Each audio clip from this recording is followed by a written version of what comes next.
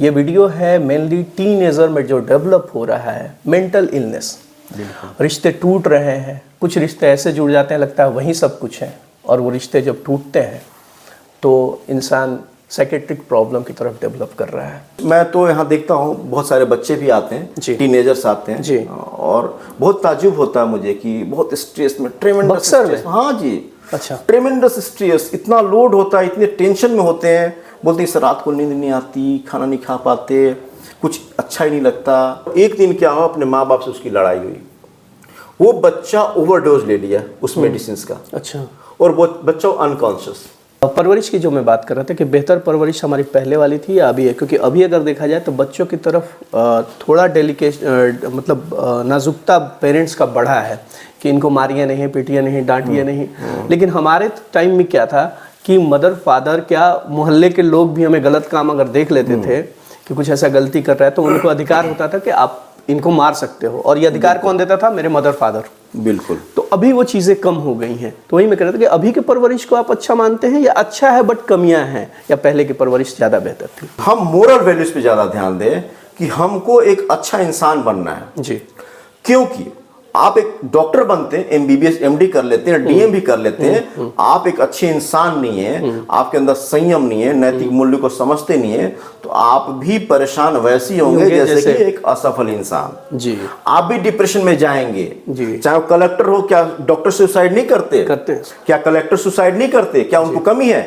अब उससे बड़ा क्या हासिल चाहिए बताइए? बिल्कुल। एक पूरे जो अपना मंजिल है उसको हासिल कर लिया फिर भी क्योंकि कहीं ना कहीं कमी है, तो उनके अंदर नैतिक मूल्यों का अभाव है जी, उनको समझ नहीं है। तो कभी भी जिंदगी में हताश नहीं होना, कभी निराश नहीं होना, सब कुछ नष्ट हो जाए फिर भी आप नई शुरुआत कर सकते हैं।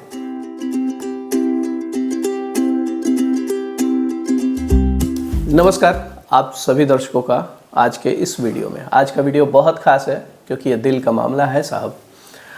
जिस तरह हम अपने कपड़े अपने पसंद के चुनते हैं, खाना भी अपने पसंद का खाते हैं, उसी तरह कुछ रिश्ते भी हम अपने पसंद के चुनते हैं। लेकिन ये रिश्ते कभी कभी हमें बहुत सारी खुशियाँ देते हैं तो कभी कभी बहुत सारे दर्द और गम दे जाते हैं, और उन दर्द और गम की वजह से हमारी ज़िंदगी में बहुत सारी परेशानियाँ आती हैं, और ये परेशानियाँ हमें मेंटल इलनेस की तरफ ले जाती हैं। कैसे और इनसे निजात कैसे पाएँ? तो जैसा मैंने कहा ये दिल का मामला है, तो हमारे साथ हैं डॉक्टर राजेश मिश्रा जो बक्सर के हैं और किसी परिचय के मोहताज ये है नहीं, और दिल की बात है तो इनसे बेहतर कौन बता सकता है। सर बहुत बहुत स्वागत है आपका हमारे इस वीडियो में। धन्यवाद। सबसे पहले कैसे हैं सर आप? बहुत अच्छे। आज का ये वीडियो जो सर हमने फोकस किया है, ये वीडियो है मेनली टीनेजर में जो डेवलप हो रहा है मेंटल इलनेस। रिश्ते टूट रहे हैं, कुछ रिश्ते ऐसे जुड़ जाते हैं लगता है वही सब कुछ है, और वो रिश्ते जब टूटते हैं तो इंसान साइकेट्रिक प्रॉब्लम की तरफ डेवलप कर रहा है। तो सबसे पहले सर ये किस तरह की बीमारियां हैं और ये कैसे डेवलप होती हैं? ये अच्छा सवाल और बहुत बढ़िया। आज के परिप्रेक्ष्य में, आज के बदलते माहौल में, आज का जो सोशल मीडिया का ज़माना है, टेक्नोलॉजी का ज़माना है, इसमें हम अपने मोरल वैल्यूज़, नैतिक मूल्यों को, अनुशासन को भूलते नज़र आ रहे हैं जी जी, और बिल्कुल अपने आप को ऐसे लग रहा है कि कहीं हम खो चुके हैं। तो हम आज ये जो आपने बताई है पूरी की तरीके से ये चाइल्ड साइकोलॉजी है जी। तो आज हम बात करें चाइल्ड साइकोलॉजी और पेरेंट साइकोलॉजी, क्योंकि चाइल्ड और पेरेंट्स का जो रिलेशंस है, ठीक है, एक बहुत नाजुक डोर से बंधी हुई रिश्ते हैं जी, और ये टूटती हुई नजर आ रही है, कहीं पतला होते हुए नजर आ रहा है। इसको संभालना और समझना बहुत जरूरी है जी। हो क्या रहा है कि हम अब थोड़ा पहले चले जाएं अपने बचपन में जी, तो हम जब बच्चे होते हैं छोटे, चाहे गर्ल चाइल्ड हो या बॉय चाइल्ड हो, तो शुरू के समय में जब 4-5 साल 6 साल तो बहुत अटैचमेंट होता है जी। हम बहुत जब ऑफिस से आते हैं थके हारे तो बच्चे को गोद में उठाते हैं तो बहुत अच्छा महसूस होता है। जैसे बच्चे बढ़ने लगे, खास करके बच्चियों के साथ ऐसा देखा जाता है कि पेरेंट्स का वो अटैचमेंट ग्रेजुअली कम घटता चला जाता है जी। बिल्कुल। जैसे वो बच्ची टीन एज में आती है, 13-14 ईयर्स क्रॉस करती है जी, तो हम थोड़ा कट ऑफ होने लगते हैं जी। अब वो समय ऐसा नाजुक होता है कि बच्चे उस टाइम 9th-10th में होते हैं जी। बिल्कुल ठीक है, और वो बॉडी के अंदर हार्मोनल चेंजेस भी आता है, और उस हार्मोनल चेंजेस के साइकोलॉजिकल चेंजेस भी आता है बच्चों के जी। तो एक तरफ बच्चा अपने पेरेंट्स से डिटैचमेंट महसूस करता है और फिर स्कूल जाता है तो कहीं ना कहीं उसको अटैचमेंट्स मिलता है और वो उस बच्चे को इस मासूम एज में बच्चे को समझ नहीं होती है, वो प्यार का भूखा होता है, उसको फर्क नहीं पड़ता कि क्या गलत है क्या सही है, वो फर्क नहीं समझ ही नहीं पाता वो। उसको लगता है कि माँ बाप मेरे बारे में पूछते नहीं है, जानकारी लेने की कोशिश नहीं करते, लेकिन हम मैक्सिमम टाइम स्कूल में देते हैं तो हम अटैच हो जाते हैं और वहीं हम रास्ता भटक जाते हैं। तो यहाँ से कहानी शुरू होती है जी। तो अब मैं इन पेरेंट्स के लिए भी बात कर रहा हूँ और बच्चों के लिए भी। पहले तो मैं पेरेंट्स को बता दूं, मैं भी पिता हूँ, मेरा भी एक छोटा बच्चा है, तो मैं तो क्या करता हूँ, बच्चे के ऊपर कभी भी हार्श नहीं होता पढ़ाई को लेके। बच्चे से बस आपको कनेक्ट करना है, आपको फ्रेंडली होना है। आप फ्रेंडली नहीं होंगे तो बच्चा रास्ता भटक जाएगा। दूसरे तरफ बच्चों को भी देखना पड़ेगा, बच्चों को भी ये बात समझनी पड़ेगी कि यदि माँ बाप कहीं बाहर ऑफिस में काम कर रहे हैं, कहीं काम कर रहे हैं, तो बच्चों के लिए, एक घर परिवार को बनाने के लिए, बच्चों की अच्छी शिक्षा हासिल हो सके, इसलिए माँ बाप जॉब करते हैं, नौकरी करते हैं, बच्चों की शादी हो इसके लिए काम करते हैं। तो बच्चों को भी ये समझना पड़ेगा, ऐसा नहीं है कि माँ बाप आपको समय नहीं दे रहे तो आप गलत रास्ते पे चले जाएं। मैं एक चीज़ यहाँ पे पूछना चाहूँगा सर आपसे, और मैं क्लियरली बताना चाहूँगा कि बच्चों में जो डेवलप हो रहा है आजकल, एग्रेशन ज़्यादा हो रहा है, एग्रेसिव नेचर के वो ज़्यादा हो रहे हैं। कोई चीज़ें आप रोक दें उन्हें गुस्सा आता है। और रिलेशनशिप की जहाँ मैं बात कर रहा हूँ, इसको मैं क्लियर नाम देता हूँ कि वो एक फिजिकल अट्रैक्शन जो होता है, जो 15-14 में, उसको वो प्यार कहते हैं। और उसके साथ अपनी ज़िंदगी बिताने का एक परसेप्शन बना लेते हैं, ड्रीम बना लेते हैं, और उनको लगता है कि असली प्यार यही है। तो उससे जब पेरेंट्स रोकते हैं तो वो एग्रेशन डेवलप होने लगा। इसको कैसे कंट्रोल करना है और इसमें पेरेंट्स की क्या कमी है? देखिए, पेरेंट्स की कमी ये है कि पेरेंट्स पूरी तरीके से बच्चों को समझने में नाकाम रहते हैं जी, समझने की कोशिश नहीं करते। बच्चा चाहता है कि प्यार मिले। स्कूल से जब आए तो मेरे माँ बाप पूछे कि बेटे आपने क्या पढ़ाई की, कैसा रहा आपका स्कूल, लेकिन ऐसा नहीं होते हुए नजर आता है। माँ बाप भी जब ऑफिस से आते हैं कहीं से तो मोबाइल में बेचारे लग जाते हैं, तो वहीं पे डिटैच होता है बच्चा। तो ये रेसिप्रोकल है, आप कहीं से डिटैच होते हैं तो कहीं अटैच होते हैं, तो वो कहीं अटैचमेंट उसको डाइवर्ट करता है। तो एज ए जी बोलिए एज ए यूथ, मैं अगर अपने आप को 15-16 में देखता हूँ तो मैं बच्चों की तरफ से ये सवाल करना चाहता हूँ आपसे कि जिसको हम प्यार कहते हैं, क्या वो वाकई प्यार है या फिजिकल अट्रैक्शन है? क्या मेरा डेस्टिनेशन वही है? तो मुझे कैसे डील करना चाहिए इन चीज़ों से? अगर मुझे किसी लड़की की तरफ अट्रैक्शन है, अगर किसी से मेरे को मोहब्बत है, मुझे लग रहा है कि प्यार है, और आप जो कह रहे हैं, तो मैं पेरेंट्स की तरफ कैसे ध्यान दूं? मतलब इन चीज़ों से मैं कैसे अलग हूं जिससे मेरी पढ़ाई से डिस्ट्रैक्शन नहीं है?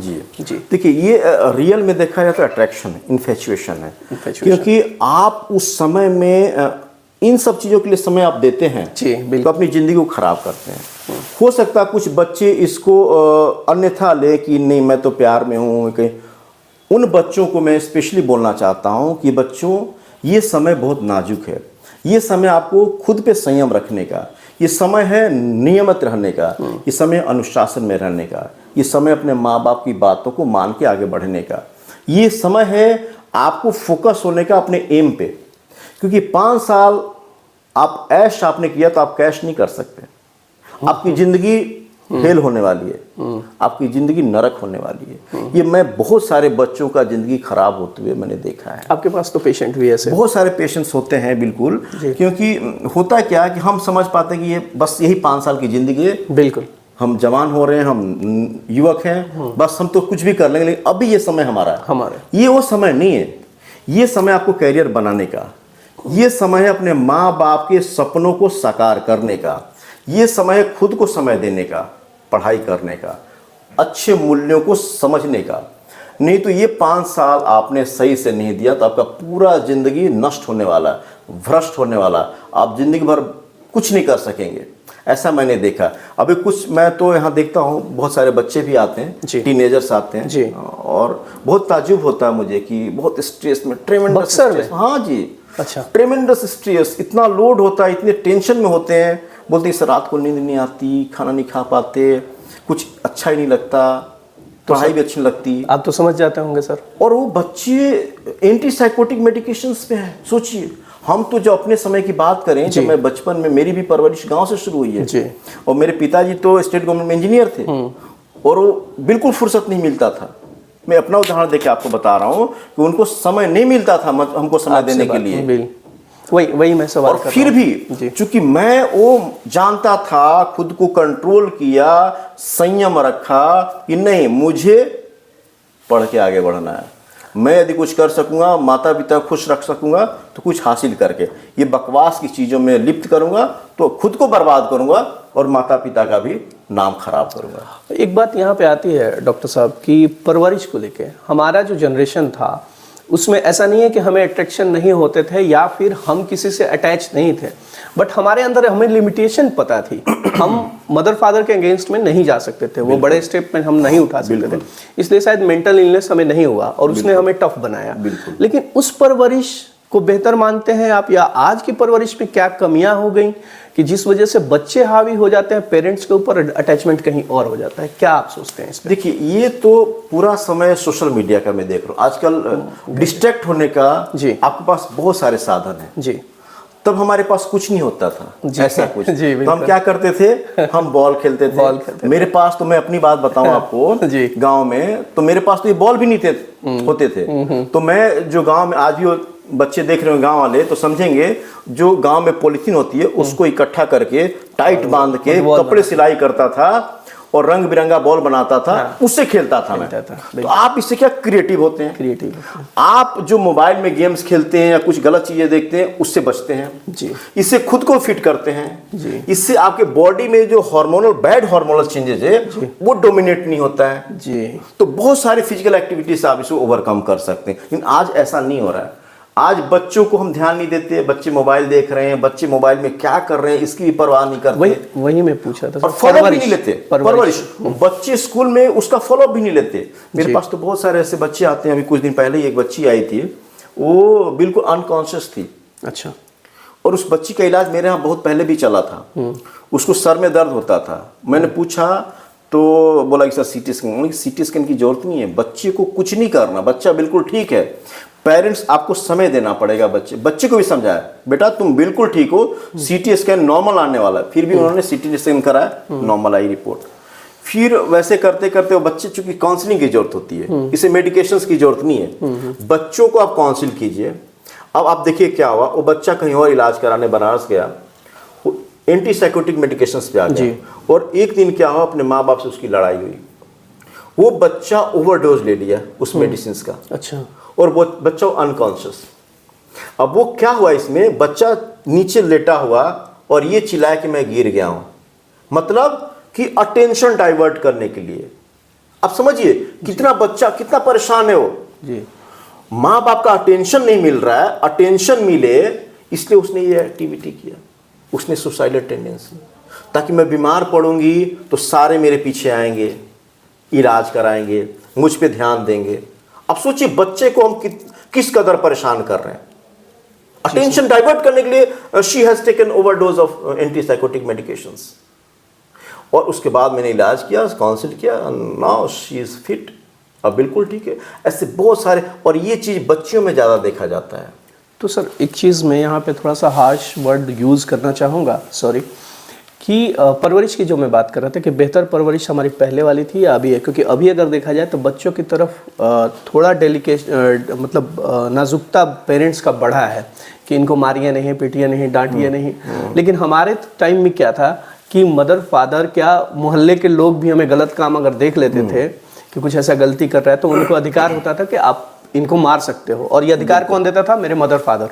बिल्कुल। तो अभी वो चीज़ें कम हो गई हैं। तो वही मैं कह रहा था कि अभी के परवरिश को आप अच्छा मानते हैं या अच्छा है बट कमियां हैं, या पहले की परवरिश ज़्यादा बेहतर थी? देखिए आज की डेट में क्यों ऐसा रहा, हम सोशली डिस्कनेक्ट हो गए हैं जी। बिल्कुल। पास पड़ोस रिश्तों को उतनी अहमियत नहीं देते जी। बिल्कुल। बच्चों को चाचा चाची, फूआ, मौसा, मौसी से दूर रखने की कोशिश करते हैं, दादा दादी से दूर रखते हैं जी, ताकि एक छोटे जगह में लेके आ जाए, एक छोटे से कमरे में रखे बच्चे को पढ़ाई के लिए। तो बच्चा सीमित हो चुका है जी। आप अपनी एम्बिशंस को बच्चों पे इंपोज कर रहे हैं, बच्चों को अच्छा शिक्षा परवरिश नहीं कर रहे हैं वो जी। परवरिश बच्चे को, हाँ मारना, आप मारते वो प्यार है जी बिल्कुल। आप बच्चे को सुधारने के लिए एक समय जब लाड़ की जरूरत है लाड़ कीजिए, जी जब हाथ सोने की जरूरत है तो हाथ सोइए, जी, कि आप उसका फ्यूचर बना रहे हैं, बट वो भी एक लिमिट में। लिमिट में। ऐसा नहीं कि बहुत फिजिकल असॉल्ट, ऐसा कभी नहीं करते थे मेरे माँ बाप। वो साल भर में कभी मार दिया, हाँ, कभी डांट मुझे दिया। तो नहीं याद है कि मेरे माँ बाप ने कभी मारा हो, बिल्कुल। मुझे तो कभी नहीं मारा। मेरी माँ, पिताजी ने कभी कभी मुझे डांटा है, लेकिन माँ ने मुझे एक शब्द आज तक नहीं बोला। और मैं, चूंकि माता पिता दोनों का होता आपकी जिंदगी में, लेकिन मैं अपनी माता पिताजी का तो खैर बोली नहीं, सबका अपना अपना है, लेकिन मेरी माँ ने कभी नहीं मुझे मारा। माँ ने मुझ पर विश्वास जीता है हमेशा कि मेरा बेटा कुछ करेगा। जी, हर माँ बाप, ऐसा नहीं मेरी माँ अलग से हैं, कोई अलग सोच रखती हैं, सभी माएँ सभी पिता ऐसी सोच रखते हैं, लेकिन हम बच्चे उसको समझ नहीं पाते। तो हम बच्चों को समझना पड़ेगा, ये बात समझना पड़ेगा, और बच्चों को भी समझना पड़ेगा। बच्चों को भी समझना पड़ेगा, बच्चों को समझना पड़ेगा और बच्चों को भी समझना पड़ेगा, पेरेंट्स के लिए। डॉक्टर साहब के पास समय की बहुत कमी है, तो इस वजह से एक और क्वेश्चन हम बहुत जल्दी में लेंगे सर, कि बढ़ता हुआ नशा, खास करके अगर आपका दिल टूटा है, मतलब आप टीन एज में हो और दिल टूटा है आपका, तो एक परसेप्शन है कि दोस्तों के साथ जाइए और आप नशे के आदी बनिए, क्योंकि मैं बहुत दुखी में हूँ, मेरा दिल टूटा है, मैं बहुत डिप्रेशन में हूँ, तो वो नशा शुरू करते हैं और फिर धीरे धीरे वो इसके आदी हो जाते हैं। इनसे, अगर इन प्रॉब्लम से आप सफ़र कर रहे हैं, आपको लग रहा है कि रिश्ते में आपको धोखा मिला है और आपका दिल टूटा है, तो इस पर डॉक्टर साहब की बातें आपकी सुनने लायक होंगी कि इन चीज़ों से आप बाहर कैसे निकल सकते हैं। सर, ये कॉमन हमारे तरफ भी पाया जाता है कि दिल टूटा है, ऐसा मानते हैं लड़के। मैं अभी उन्हीं की तरफ से बात कर रहा हूँ कि भाई मेरा दिल टूट गया है तो मैं जाऊँगा और सिगरेट पीऊँगा, शराब पीऊँगा और फिर उसको बताऊँगा कि मैं दुखी में हूँ, और मैं चाहूँगा कि मेरे दोस्त बैठे मेरे पास, और शायद ऐसा करने से मेरी जो गर्लफ्रेंड है वो मेरे पास वापस आ जाए, ये कह के। इन सब चीज़ों से कैसे दूर करें सर? देखिए, मैं कभी भी इस बात को, एक गलत चीज़ को छोड़ के गलत चीज़ को हासिल करना कैन नॉट बी जस्टिफाइड। उस समय में प्यार मोहब्बत ठीक है जो आप कर रहे हैं, लेकिन मैं इसको जस्टिफाई नहीं करता जी। आप उस समय पढ़ने लिखने के लिए, अपनी ज़िंदगी बनाने के लिए उसमें इतना नहीं इंडल्ज हो जाइए कि आप डीप फोकस हो जाइए। और फिर यदि कुछ ऐसा होता है, कुछ रिश्ते टूटते हैं, तो आप नशे की तरफ जाते हैं। जी, जाते हैं। तो आप बहुत बड़ा, यहीं से आपकी ज़िंदगी खराब होती है। जी, आप उस रिलेशन को समझिए क्यों टूटा है, उसको टूटने के बाद फिर नशा मत, क्योंकि फिर तो आप जिंदगी खत्म हो जाती है। नशे में लिप्त आजकल हमारे क्षेत्र में नशाखोरी इतनी चरम सीमा पे है कि जिसका कोई वर्णन ही नहीं है। और केमिकल नशा ऐसा लेते हैं बच्चे आज की डेट में, ऐसा अल्टरनेटिव ढूंढ चुके हैं कि उनकी जिंदगी खराब कर रही है। और ये कहीं ना कहीं मेंटल इलनेस को और डेवलप करता है। बहुत ऐसा लगता है कि थोड़ी देर के लिए आराम हुआ, नहीं, आराम क्या, आप उसमें नशे में क्या होता है, आप सीडेशन में जाते हैं, आपका जो कनेक्शन है वो डिटैच हो जाते हैं। जी, जो आपका इमोशनल फीलिंग है उसको आप थोड़ी देर के डिटैच करते हैं, दूर कर लेते हैं, भूलने की कोशिश करते हैं। अरे भाई, भूलने के लिए आप नशा लेंगे, नशा का सेवन करेंगे? भूलने के लिए माँ बाप के चरणों में जाइए, आप उनका आशीर्वाद लीजिए कि शायद ऐसा कुछ अच्छा हुआ कि आपका वो टूटा है। जी, मेडिटेशन कीजिए, योगा कीजिए, खुद को दोस्तों के बीच समय दीजिए आप जी, और डाइवर्ट करने के लिए खेलिए, खेलने में समय दीजिए, और खुद को इतना बेहतर बनाइए कि जिन्होंने आपको छोड़ा है उनको अफसोस हो कि भैया ये तो कुछ और ही है। बिल्कुल बिल्कुल। तो वीडियो खत्म करने का समय हो चुका है। फाइनली सर, आप क्या एक मैसेज देना चाहेंगे बक्सर या शाहाबाद या कहीं के भी यूथ को, खास करके टीनेजर को, जो इस अभी टीनेज में है और इस समस्या को झेल रहे हैं, तो वो कैसे ओवरकम हो उससे सर? देखिए, मैं युवाओं को, टीनेजर्स को, बच्चों को ये बताना चाहूँगा कि बच्चों, ये समय है संयम का, ये समय है खुद को अनुशासन में रखने का, ये समय है फोकस होके आगे बढ़ने का, करियर बिल्डअप करने का। इन सब चीज़ों के लिए, नए रिश्ते बनाने के लिए पूरी ज़िंदगी पड़ी है आपके, ठीक है? तो अपना समय खराब मत कीजिए यदि आप ज़िंदगी में कुछ आगे अच्छा करना चाहते हैं तो। और सबसे ज़रूरी है, पेरेंट्स को भी मैं ये इंस्ट्रक्शन देता हूँ, अनुरोध करता हूँ कि आप बच्चों पे इम्पोज मत कीजिए। आप मान लीजिए कुछ नहीं बन सके तो आप ये न एक्सपेक्ट कीजिए कि बच्चा मेरा डॉक्टर बने, बच्चा मेरा कलेक्टर बने, बच्चा मेरा क्लर्क बने या कुछ भी बने। बहुत सारी चीजें हैं जिंदगी में करने के लिए, जी, आगे बढ़ने के लिए, नाम कमाने के लिए, पैसे कमाने के लिए, शोहरत कमाने के लिए। तो हम एजुकेशन पे हम उस पे एक सवाल उठाते हैं, इस समझते हुए, बताते हुए कि कभी हम उसको नहीं समझे, हम मोरल वैल्यूज पे ज्यादा ध्यान दें कि हमको एक अच्छा इंसान बनना है। जी। क्योंकि आप एक डॉक्टर बनते हैं, एमबीबीएस एमडी कर लेते हैं, डीएम भी कर लेते हैं, आप एक अच्छे इंसान नहीं है, आपके अंदर संयम नहीं है, नैतिक मूल्य को समझते नहीं है, तो आप भी परेशान वैसे ही होंगे जैसे कि एक असफल इंसान। जी। आप भी डिप्रेशन में जाएंगे। जी। चाहे वो कलेक्टर हो, क्या डॉक्टर सुसाइड नहीं करते? क्या कलेक्टर सुसाइड नहीं करते? क्या उनको कमी है? अब उससे बड़ा क्या हासिल चाहिए बताइए? बिल्कुल। एक पूरे जो अपना मंजिल है उसको हासिल कर लिया फिर भी क्योंकि कहीं ना कहीं कमी है, तो उनके अंदर नैतिक मूल्यों का अभाव है। जी। उनको समझ नहीं है। तो कभी भी जिंदगी में हताश नहीं होना, कभी निराश नहीं होना, सब कुछ नष्ट हो जाए फिर भी आप नई शुरुआत कर सकते हैं। जैसे मैंने अपनी जिंदगी में वो संभाला है, आपको दिखाया आगे। जी। हिम्मत नहीं हारना, आप हिम्मत बनाए रखें, यही मैं संदेश दूंगा। आगे बढ़ें, स्वस्थ रहें, सुरक्षित रहें, अपने माता पिता का ध्यान रखें, उनका मान बढ़ाएं और खुद भी आगे बढ़ें। तो बहुत बहुत धन्यवाद डॉक्टर साहब, आपका ये प्रीसियस समय देने के लिए हमारे इस वीडियो में। और विदा लेने का वक्त हो गया। चलते चलते मैं भी कहना चाहूँगा, क्योंकि ये फेजेस मैंने भी देखे हैं और इस एज से मैं भी निकला हूँ। तो ज़िंदगी में जब भी एक होता है ना कि पत्ते, पुराने पत्ते जब गिरते हैं शाखाओं से तो नए पत्ते जगह लेते हैं। तो ज़िंदगी में जब भी खालीपन हो तो समझिए कि कुछ अच्छा होने वाला है। आप जब कुछ अपने मन का नहीं हो ना, तो आप समझिए कि सब कुछ ईश्वर के मन से हो रहा है। तो बहुत ईश्वर जब भी जो कुछ करता है वो सर हमेशा बेहतरीन करता है। तो फिर आप लोगों से मुलाकात होगी किसी और टॉपिक पे। तब तक के लिए आप सभी को ईश्वर बहुत खुश रखे और मुस्कुराता रखे। नमस्कार।